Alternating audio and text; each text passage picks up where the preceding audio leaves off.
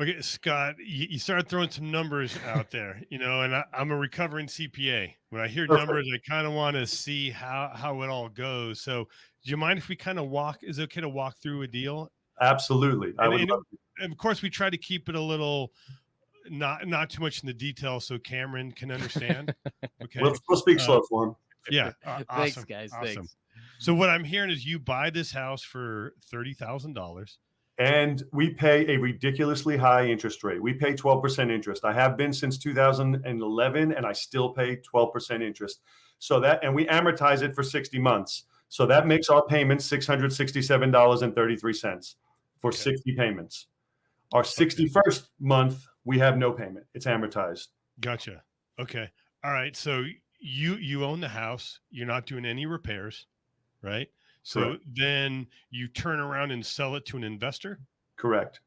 and then are you the bank or We right? strictly are the bank. Now, the deed stays in our name. We do it through an agreement for deed or a land contract. Every state calls them something different. So the deed stays in our name. Sometimes we'll transfer it if there's major work they put into it, but 99% of the time, the deed stays in our name until they pay it off, which is a 30-year process. But they get all the benefits and burdens of ownership. So from day one, that landlord now will put in paint, carpet, appliances, whatever he needs to pass Section 8 inspection. We never see anything. All we see is on the first, we get a check. That's it. Whatever he rents it for is his business. If he makes $300 or $3,000, that's his business. And he just pays us just like he would a bank. On the first, he makes a payment every month. So those first 5 years we're repaying the private money. I would imagine our cash flow is probably Is small or zero. It's small or zero. And so the way I teach my people is to consider it zero. And I'll tell you why. So we get a down payment. Typically, it's $3,000 to $5,000 down. In some higher dollar houses, it's more, but typically the average is $3,000 to $5,000. So not only is the cash flow zero, I tell them don't spend that money. We leave it in your bank account, and I'll tell you why in a second. And then you might cash flow $150, $200 a month. But again, I tell them, nope, you leave that money in the account. And the reason is we have 60 payments due to our lender, right? Well, we don't always get a perfect buyer on the first go. Sometimes it's the second go, sometimes it's the third go. And then you may have to do an eviction or have a vacancy for 2 months or 3 months or 4 months, right? And I don't want my whole world is freedom and no stress. And so I don't want my people to have stress now. They're like, somebody's not paying, and how am I going to pay this payment? So I'm like, well, if you listen to the way we teach, that money's sitting in the account and you have enough to last you 6, 7, 8 months if need be.